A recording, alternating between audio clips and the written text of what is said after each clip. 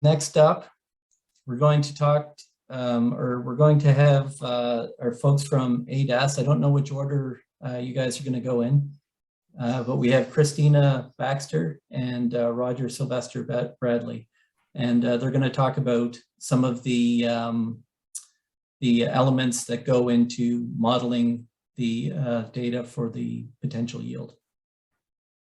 Brilliant, thank you, Aaron. So hopefully you can see my screen and hear me okay. Yeah, okay, brilliant. So yeah, I'm going to take the lead today. I'm going to present a few slides looking into the data from this year, and Roger's going to pitch in as and when he feels that he wants to, so that's fine. So yeah, we've got about 10 minutes to go through some of the data from this year, which will also include what the potential yields look like this year compared to last year as well. So Aaron's given a nice introduction to the yen already, so I won't give you the yen overview. I'll focus more on this year's data. But within the UK, our yen started in 2012, so we've been running the yield enhancement network for a long time now. We've collated a really good data set to allow us to have this comparison point, which Roy talked about at the start. So the big selling point for yen has been able to compare your yields against other growers' yields and against so many different explanatory metrics to help get to a better understanding of what's driving high yields and also what's limiting yields in particular seasons and particular crops as well. So within the years that we've been running the yen in the UK, we've branched out to quite a big extent into a number of different crops, which you've also been doing in the Atlantic Canada yen as well. And more recently, we've set up yen nutrition, which looks at grain analysis, looking at how we can improve nutrition of our crops by looking at grain data, which can help us understand nutritional offtake of the crops and whether there are any particular nutrients limiting in your crops as well. And also yen zero. So this started, this is just coming to the end of its first year, and this is benchmarking growers' carbon footprints. So that's that greenhouse gas mitigation element that Aaron talked about as well, that we're also bringing into our yield enhancement networks. Okay, so looking at the data from this year and trying to delve into what the season brought you guys and what that meant for the crops that you produced. And it seems to be that the main difference between this year and last year is rainfall, and that greater amount of rain that came in that period between April and July, so that's spring, summer rainfall. So these are the maps that you'll get in your reports that will hopefully come tomorrow. So you can see the region area here in June and July, and you've got a scale here of total precipitation within that month. So in June, we saw an average of 75 mil of rain in 2021 versus 41 mil in 2020. So that's an extra 34 mil that the crops received on average within that region, within the Atlantic Canada yen region between those 2 years. And the gap was even greater in July with an extra 44 mil between this year and last year. So what I'll do next is I'll delve into the data in a bit more detail and see how this extra rainfall may have influenced yield and yield components. But with the main differences we see, particularly in the UK crops as well, with extra water resources is delayed senescence, so keeping those canopies greener for longer, allowing those canopies to intercept more light, which tends to improve grain size as well. So rain is a really important factor in improving yields. And I know, talking to Aaron, you've seen quite dry summers and spring and summers in the last couple of seasons. So hopefully you were thankful to see that extra rain this year. And when we look, I've split it into the different crop types, and just starting off with the wheat crops, looking at winter wheat in terms of what the main yield components looked like this year compared to last year. On average, yields were up, which is more than likely due to this improved rainfall in the spring and the summer, and they were up by nearly 0.5 ton in the winter wheat crops. And just looking at the data in detail as to what might have contributed to that improved yield, you can see that the head numbers weren't wildly different between those 2 years, but number of grains per head were much higher this year compared to last.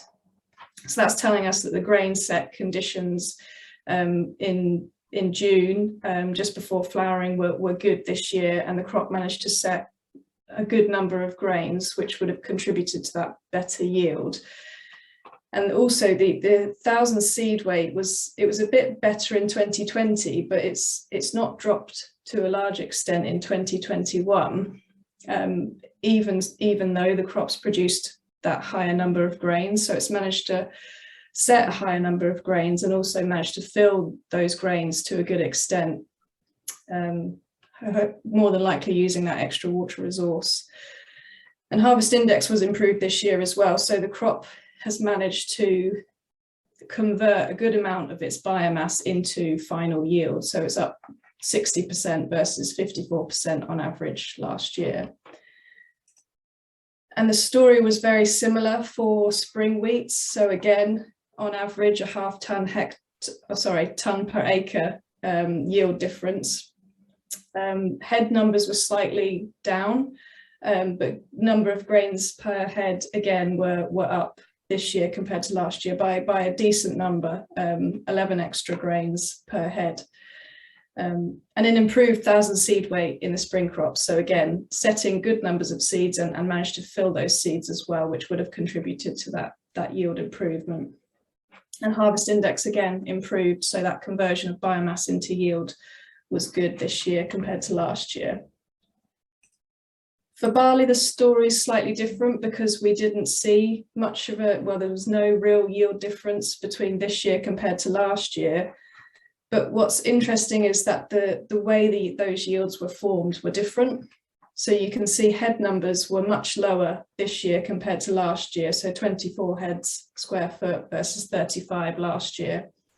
But grain numbers were much lower last year compared to this year. So last year, the barley yields were formed by a high number of heads and fewer grains, but this year they were formed by more grains and fewer heads.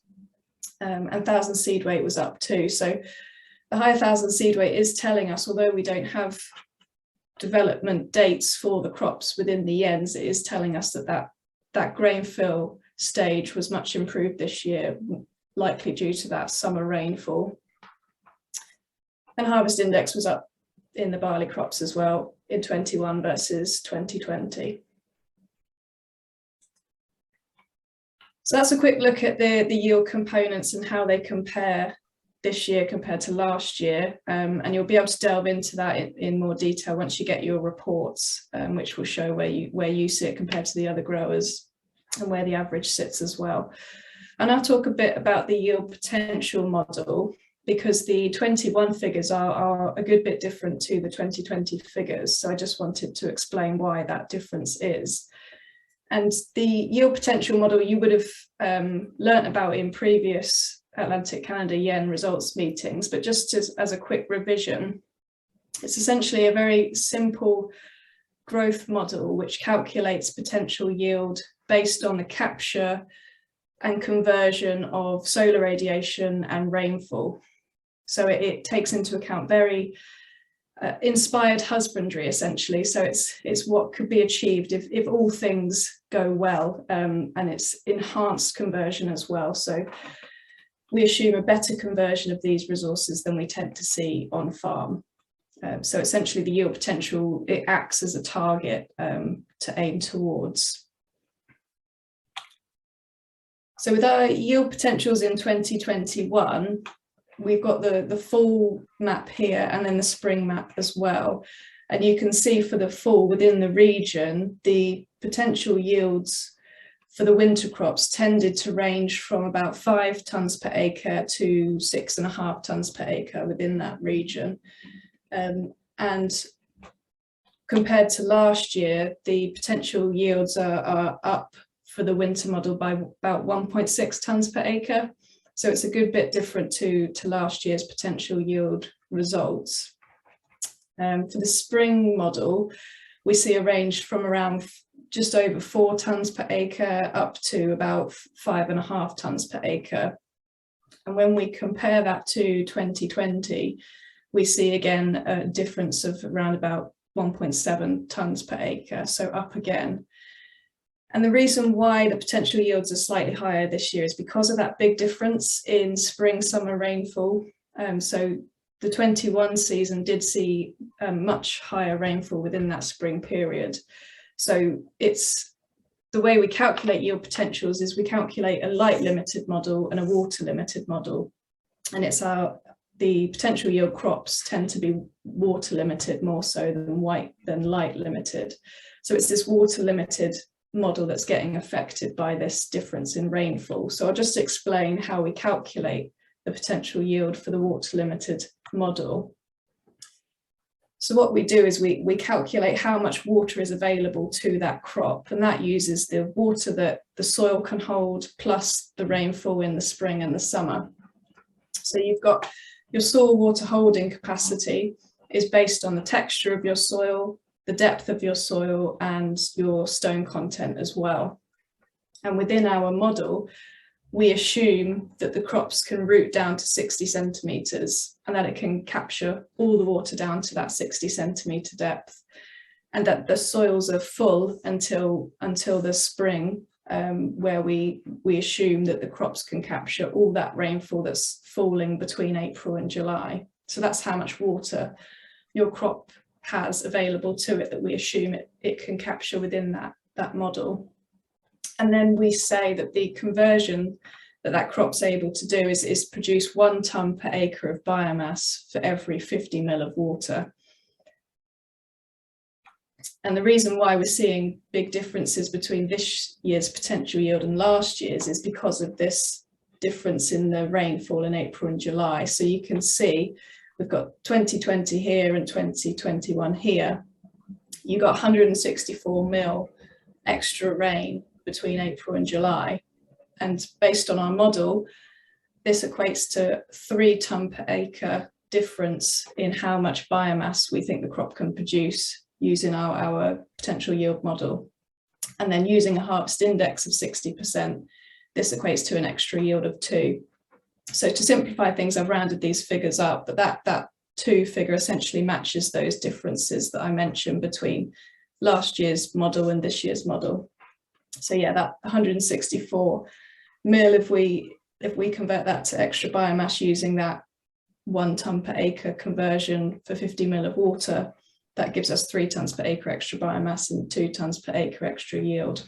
So essentially the potential yield model is saying that if we consider potential yields, that extra rain in April and July means that yields should have been increased by 2 tonnes per acre. But what we've seen is yields increased by half a tonne per acre. So the potential yield model is saying that there's still capacity there to grow further. But one thing that's important to note that we saw in the data set is that we're assuming crops can root down to 60 centimetres, but a lot of the data and a lot of the growers within the yen have much shallower soils. So I think that's a big limitation, that the amount of water available to the crop is limited compared to what we're assuming within the model. So we need to bear that in mind as well. Okay, well, that was just a quick deep dive into the data, hopefully a better understanding of the potential yield. But yeah, happy to take any questions. And if Roger wants to say something, then please do.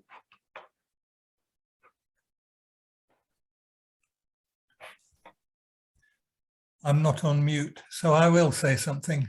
I mean, Christina's done an excellent job of explaining the difference between seasons, which of course you can do nothing about. So what I would beseech you to do is to go through the same process when you get your reports to see how you relate to the other farms, because what we find in the UK is that of all the controllable factors, if you were able to be like the best farm, you would be a darn sight better off than you are now, unless you are the best farm. So it's that farm to farm variation that the Jens have really revealed. And it's the farm to farm comparisons rather than the season to season comparisons, because, well, from my point of view as a scientist, I don't see why all farmers shouldn't be as good as each other. I'll leave it there.